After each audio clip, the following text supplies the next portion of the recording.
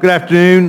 Welcome to the Rules Committee. We're now joined by the young chairman of the Ways and Means Committee, the gentleman from Michigan. We're delighted that you're here, Mr. Camp. Long time since I've been called young, Mr. Chairman. Well, you know what? I want to be accused of the same someday.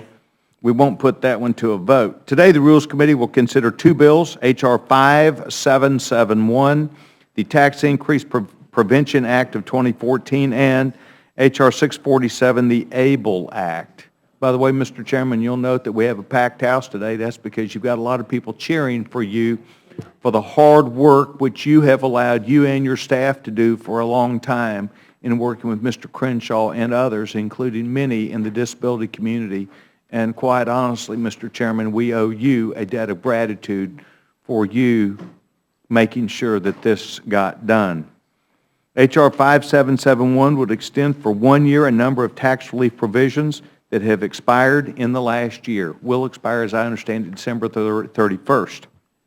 This would prevent tax increases on millions of families and businesses and provide them with certainty for at least 1 more year. While you and I, I'm sure, would be for extended longer, it's a chance for 1 more year of certainty, and that is important. H.R. 647, the ABLE Act, represents a hard-fought bipartisan effort and bicameral also that would benefit individuals with disabilities as well as their families. This bill would make a 529 tax-free savings account available so that families can save to cover important expenses such as post-secondary education, housing, career development, and medical expenses not covered by private insurance, Medicaid, or SSI. Mr. Chairman, I have a 20-year-old Down syndrome son at home who has every wish and desire that he's seen his big brother do, that he wants that same opportunity, and today this is going to give new life to that opportunity because of the hard work by the gentleman from Florida, Andrew Crenshaw, who has been joined by so many of his colleagues and outside groups who've taken the time in their benevolence and really, I think, kindness to work with you. But it was up to you to make sure that this would happen, and that's why we're here today. This legislation is a proud bipartisan achievement that shows what Republicans and Democrats and we as a group of people can accomplish when we work together.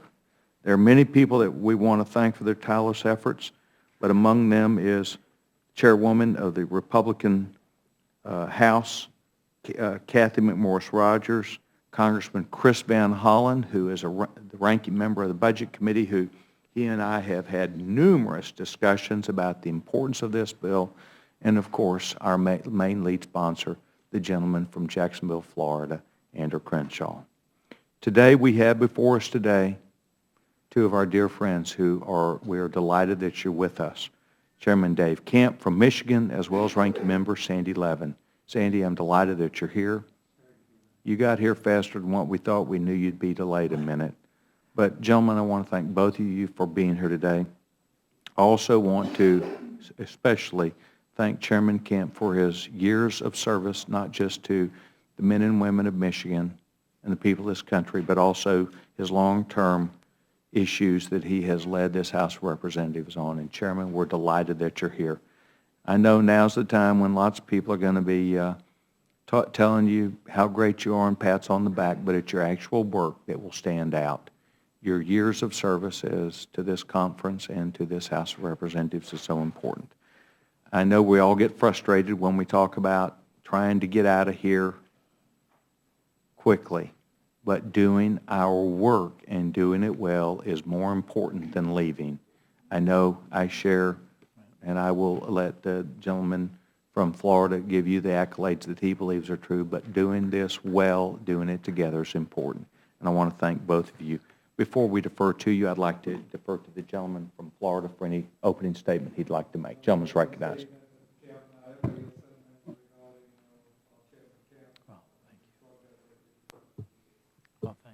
Thank you very much. Consider that a pat on the back when it comes from Florida. Without objection, anything you have in writing, either one of you will be obviously into the record. And Mr. Levin, as you know, this is a chance not only for you to come speak on behalf of your party of the important things that you see and believe, but we are delighted that you're here at the Rules Committee. The gentleman, the young chairman from Michigan, is recognized.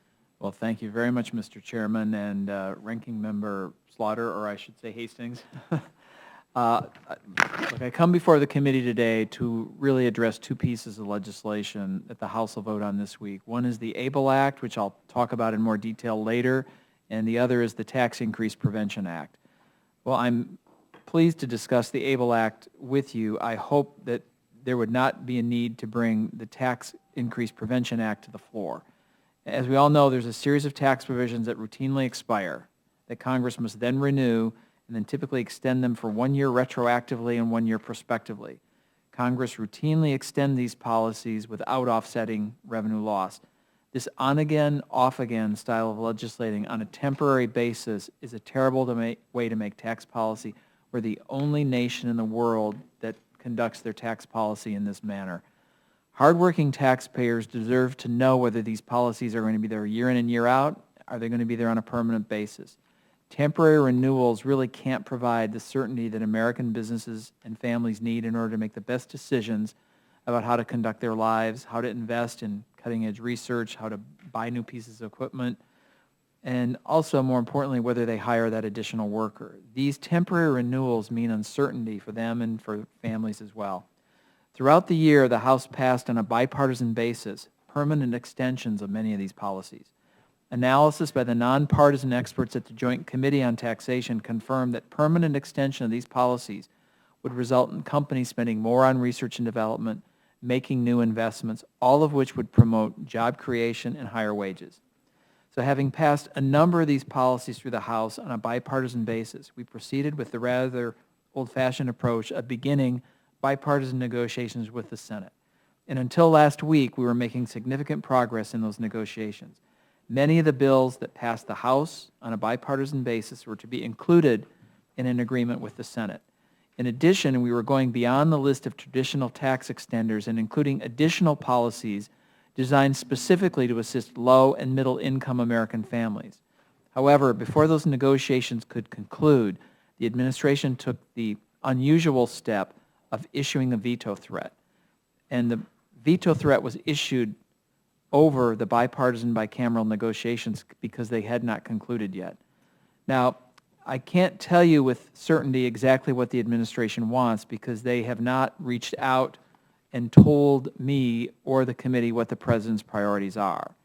So rather than trying to engage and work with the Congress, the administration is only communicating their wishes through press statements. There have been no staff contacts on that.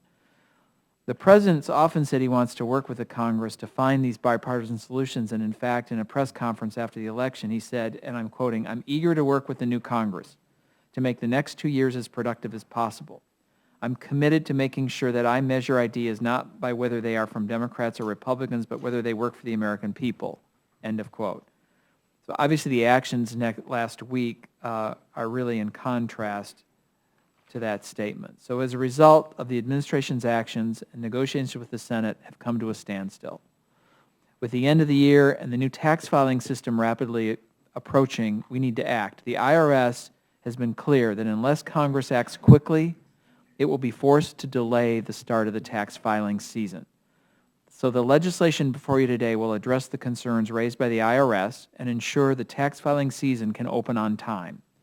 We should ensure that the President's actions do not hurt hardworking taxpayers and American businesses that rely on these tax policies. So therefore, I will urge the House to pass this legislation and ensure that the tax filing season opens on time.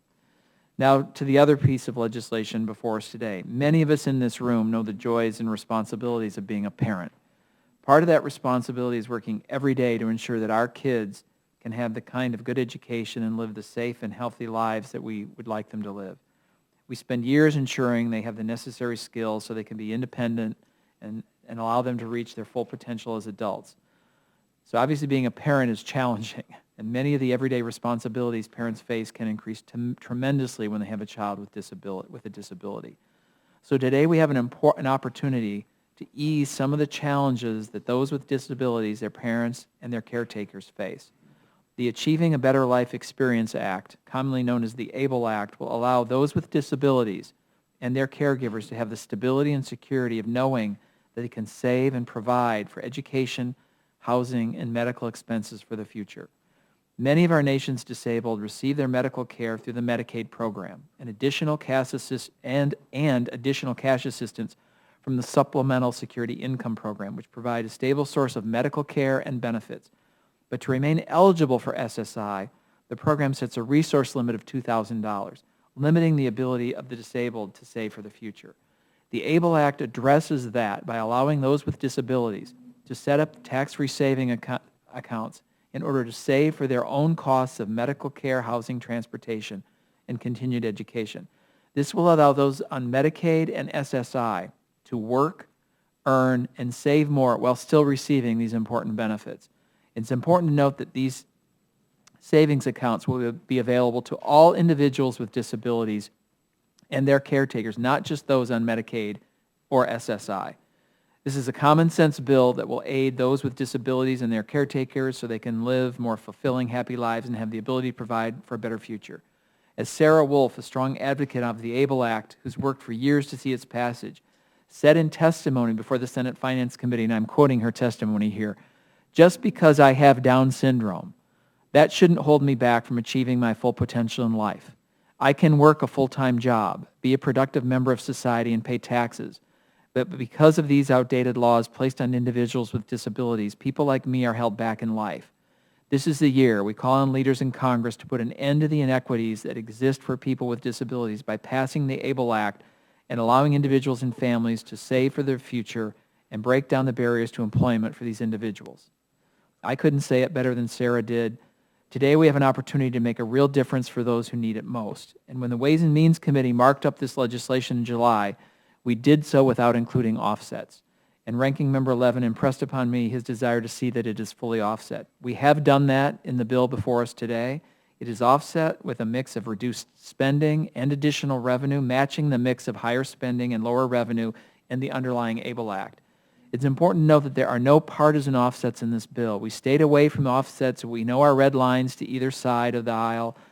If others had the pen, they might come up with a different mix of offsets, but we've included in the legislation before this committee is a balanced and fair mix that all members should be able to support. I'm pleased to note that 11 of the 13 members of this panel, including you, Mr. Chairman, and Ranking Member Slaughter, are among the 381 co-sponsors of H.R. 647. And I want to particularly thank you, Chairman Sessions, and as well as your staff, as well as Congressman Andrew Crenshaw and Kathy McMorris-Rogers and Congressman Van Hollen, and all of their staffs for the hard work they have really put in to help us get here today. So thank you. I'll be glad to answer any questions you may have. Mr. Chairman, thank you very much. Mr. Levin, we're delighted that you're here. Gentleman's recognized. Thank you very much, and I'm sorry I was delayed a few minutes. I appreciate your waiting. Yes, sir. And if I might start on a personal note, I'm going to miss a lot of people who aren't coming back, who retired or otherwise aren't coming back. Two in particular. One I've more than sat next to for decades, my brother Carl. And one whom I've had the privilege of sitting next to for many years, Dave Camp. Well, thank you. This may be, maybe we hope it will be our last Let's hope so. appearance before the Rules Committee together. But I think the ABLE Act is one example of where there's been a real effort to work together. So if I might start with the ABLE Act first, it will keep in with the spirit, and then I want to talk about the other bill where there's more disagreement. So I just want to congratulate you, Mr. Chairman, and the ranking member, and everybody who's taken an intense interest in this issue. I think that we all try to imagine what it's like to provide the full love and necessary support for everybody. Sometimes it's a little more difficult than other times, but people rise to the occasion. And I think providing some ability to enhance that effort is well taken. And that's the purpose of this bill. It affects tens of millions of Americans living with disabilities and their families who want to provide some measure of economic security for them. And it might be costs associated with transportation or housing or health and health prevention, wellness. What this legislation aims to do is to ease the financial burden by encouraging and assisting families to save money for disability-related expenses. Let me just say a word about the pay-fors, and there has been hard work on it. There is inclusion in this bill some provisions relating to Medicare. And I want to express my concern about this being used as a precedent for Medicare provisions used for other purposes. And I think it's ironical, one of them, and I guess it's creating some opposition, might cut doctor payments. That, I guess, is contemplated within the joint tax analysis. And that's true even though SGR remains one of the very significant pieces of unfinished business. So I wanted to express that concern that I have. That said, I support this bill, and I hope that we can move quickly. It will be tomorrow, will it, or the next day? I guess we're not sure. Tomorrow. We Tomorrow? anticipate sure it'll be up tomorrow. So ABLE's up tomorrow. Good. And help people with disabilities and their families. So to all of the chief sponsors on both sides of the aisle, Mr. Crenshaw, and the Democrats, and all who have worked with this so hard, I hope we can move this legislation. Mr. Levin, is your microphone on?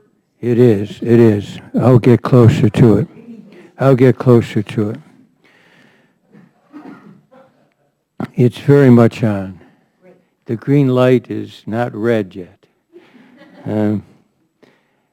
So let me now talk about the extender bill. For much of this year, House Republicans, as we know, have pushed forward on a plan to make permanent a select number of provisions, many of them corporate, permanent, unpaid for, costing almost $1 trillion when you add it all up. One of those, and I could point to others, one of those was the bonus depreciation provision, made permanent at a cost of more than $250 billion, a provision that, when enacted in 2008, was never intended to be made permanent, and in fact loses its effectiveness were that to happen, according to CRS. And left behind in that effort was a whole series of provisions important to working families and small businesses. And I mentioned just a few: the mortgage forgiveness debt relief provision, the new markets tax credit, and of course continuations of the expansions of the EITC and the refundable portion of the child tax credit. We opposed that approach because it was fiscally irresponsible and it would have threatened many provisions vital to working families and small businesses. This one-year extension avoids that damaging plan. What's more, it avoids a proposal almost as damaging that was emerging last week that would also have given permanent breaks to a relatively few while costing more than $400 billion and leaving out critical provisions that help working families. I actively and publicly opposed last week's proposal, and as mentioned, the proposal received a veto threat from the President. But in a matter of just weeks, millions of American workers and business owners are set to begin filing their tax returns.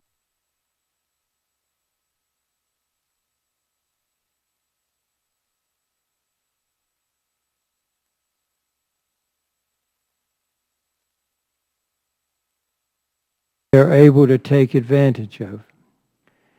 I want to say a word, though, about a provision that's not in this package. The health coverage tax credit for more than a decade has provided vital health insurance assistance for workers laid off through no fault of their own as a result of trade agreements. It wasn't originally an extender. It wasn't in the Senate Finance proposal. It was added as an amendment in the Finance Committee. It wasn't in the original bipartisan proposal. But be that as it may, it is critical, along with the entire trade adjustment assistance, to be renewed before the end of this year. And I have joined in introducing this legislation on a bipartisan basis with Representatives Rangel, Adam Smith, and Derek Kilmer to do just that. Thank you, Mr. Chairman. Thank you very much. I appreciate both of you being here. I know we're pressed for time as votes are directly around the corner. Mr. Chairman, I'd like to ask you a question.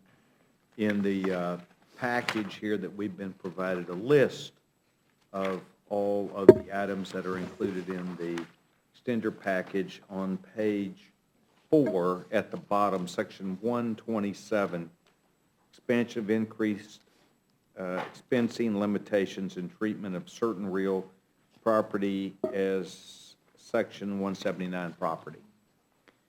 Does that include for manufacturing in particular, buying of equipment and other items? It is not very clear to me. I'm not a tax consultant, but so business can go out and buy now new property, machinery, and equipment that would help them to become more efficient.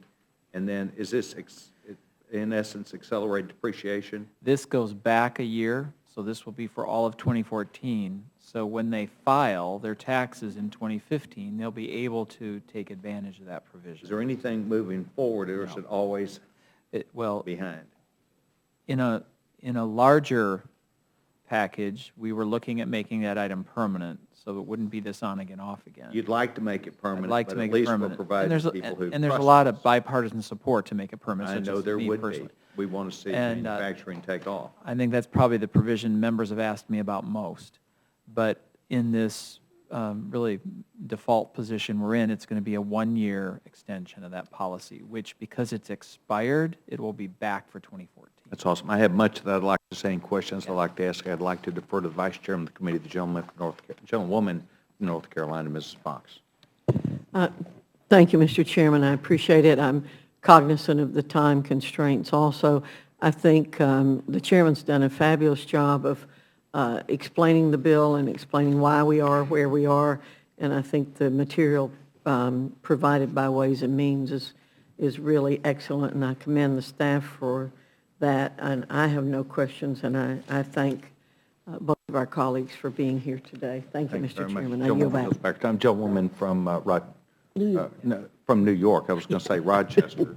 But Oh, that's good. All right. Thank you, Mr. Chairman. I do want to take this opportunity to say to Dave Camp how much I've appreciated working with him. The work we get to do on Great Lakes and invasive species and the help you gave us on the Hickey-Freeman wool tariff. We're most grateful for that.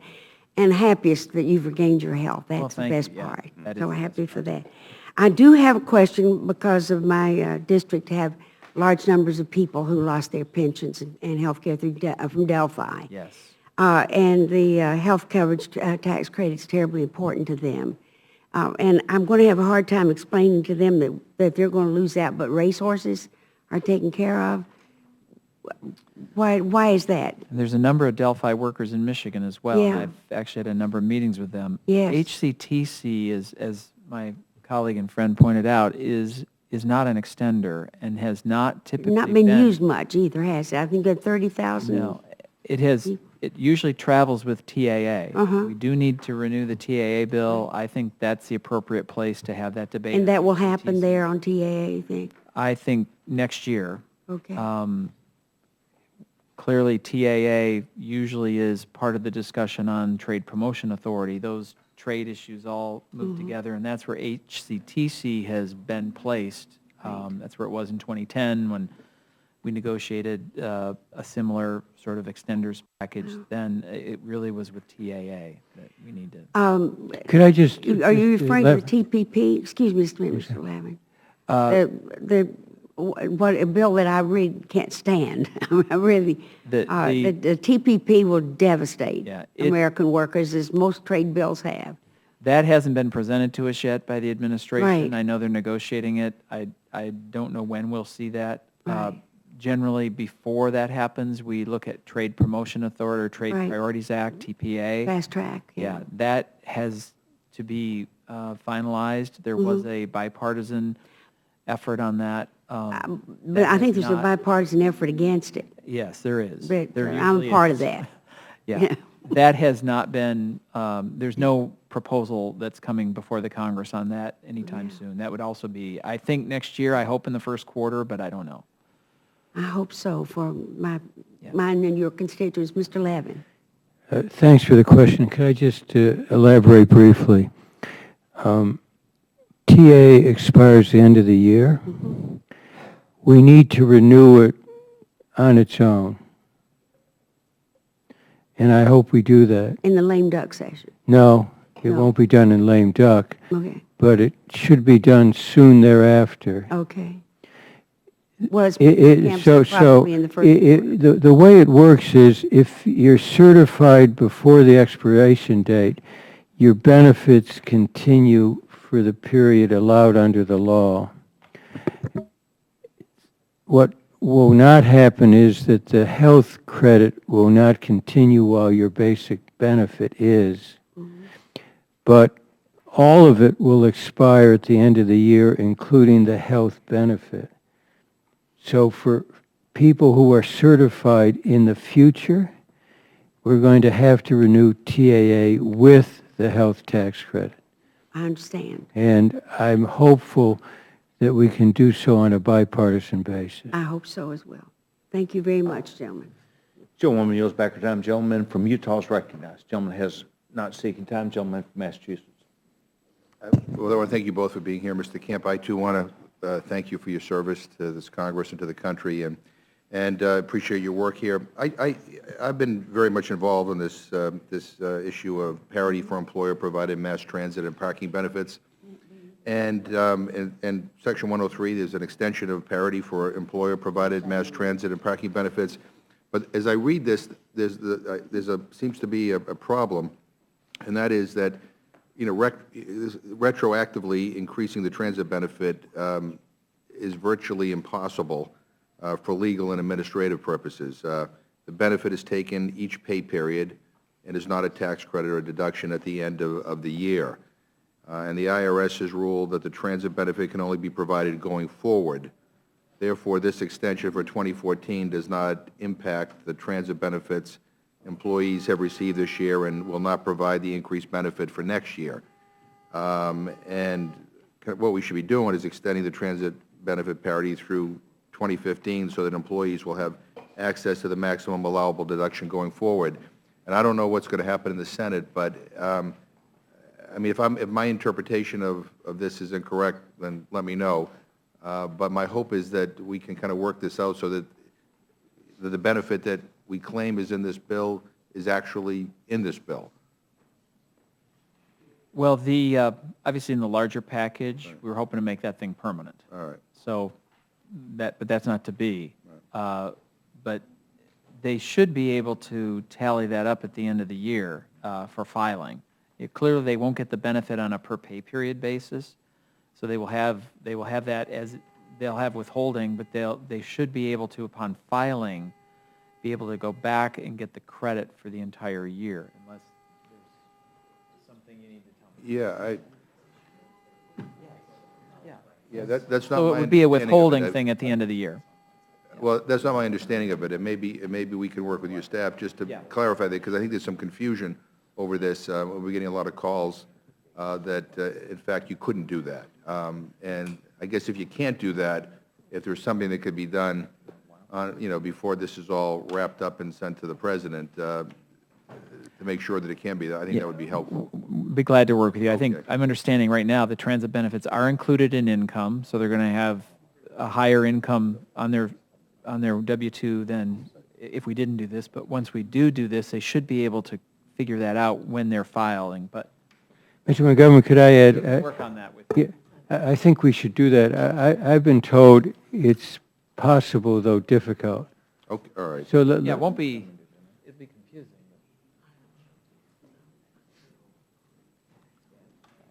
Yeah, we'll work with you. All right. There are some nuances to that. that we Right, I should just want to probably make walk sure that through. because I think we're all reading, we all want the same thing. Yes. So let's just make sure we can do that. Okay, thank you. Gentleman yields back his time. Thank you very much. Is there anyone else? Judge Hastings, do you seek time? Mr. Chairman. Gentleman's recognized. Not for a question, but just to be on the record, being very supportive, as I'm sure many of us are, of the child tax credit and the earned income tax credit. I think what we're doing is punting a game, and I don't feel that patching the expired tax breaks in and of itself through 2014 doesn't do anything to make the tax code simpler or fairer or predictable. And in my judgment, that's what we should be doing. And my regret in the extraordinary work that Dave Camp has done is that he, not being at fault, was not able with our colleagues and the administration to do the things that are vitally necessary that all of us know need to be done for tax reform. And I certainly don't place it at Dave or his staff's feet or Sandy's. It's this whole institution's dysfunction that has caused a gentleman that did an awful lot of work not to have a greater legacy leaving, but have a good one anyhow. Thank you so much. Gentleman yields back his time. Does gentleman from Colorado seek to be recognized? Thank you very much. Dr. Burgess? Thank you, Mr. Chairman, and just let me speak to the ABLE Act, and legislation is good legislation. I'm supportive, but I find myself aligning with the ranking member of the Ways and Means Committee, which is unusual, but the offset coming out of the Medicare space, I do find unfortunate, and of course, it's more unfortunate in the setting that we were unable as a Congress to get the SGR repeal across the finish line. I know there's still time on the clock, but the hours are winding down, and I must confess to being somewhat pessimistic about seeing that accomplished. But that said, I do appreciate the chairman's work and Chairman Camp's work on the ABLE Act, and will be supportive. I do regret the offset, however, and I'll yield. Yes, Chairman. If I might, I think on the offset you're referring to, there is an opportunity for them to avoid the across-the-board cut under the provision, because there is a reform placed in there that will allow them to use the fact that they're making reforms through the RUC process. So it actually, yes, it does do that, but there's also another piece to it that hasn't been mentioned today, and I'd be happy to talk with you further about that. Well, I was not aware of that. I'll work with your staff Yeah. to see that we get a better understanding. Thank you, Chairman. I'll yield back. Thank you very much. Before we acknowledge you being here, I would like to acknowledge that a member of my staff, Tanner French, worked very well, not only on my behalf in this, but I think across the board, and worked well with both your staffs and Mr. Van Hollen's staff. And I want to thank Mr. French, who's our deputy here at the Rules Committee, for his diligent work and believing. He knows Alex really well, and it's kind of a labor of love for anybody that really, of the millions of people that have these children or adults, that's why we're doing this, whether we're parents or brothers or sisters or just good friends. So I want to thank both of you for taking time to be here, for your success that you bring us today. Remembering the success of a rain dance has a lot to do with timing, and your timing is just right in time. So thank you very much for joining us today. Thank you very much. Yes, sir. Thank you. This now closes the hearing on H.R. 5771, the Tax Increase Prevention Act, and H.R. 647, the ABLE Act, and Chair will be in receipt of a motion. Mr. Chairman, I move the committee grant H.R. 5771, the Tax Increase Prevention Act, of 2014 a closed rule. The rule provides 1 hour debate equally divided and controlled by the chair and ranking minority member of the Committee on Ways and Means. Rule waives all points of order against consideration of the bill. May be in order. The rule provides that the amendment printed in Part A of the Rules Committee report shall be considered as adopted, and the bill as amended shall be considered as read. The rule waives all points of order against provisions in the bill as amended. The rule provides one motion to recommit with or without instructions. Section 2 of the rule provides for consideration of H.R. 647, the ABLE Act of 2014 under a closed rule. The rule provides 1 hour debate equally divided and controlled by the chair and ranking minority member of the Committee on Ways and Means. The rule waives all points of order against consideration of the bill. The rule provides that the amendment in the nature of a substitute printed in Part B of the Rules Committee report shall be considered as adopted, and the bill as amended shall be considered as read. The rule waives all points of order against provisions in the bill as amended. The rule provides one motion to recommit with or without instructions. Finally, the rule directs the clerk to, in the engrossment of H.R. 5771, add the text of H.R. 647 as passed by the House as a new matter at the end of H.R. 5771 and make conforming modifications in the engrossment.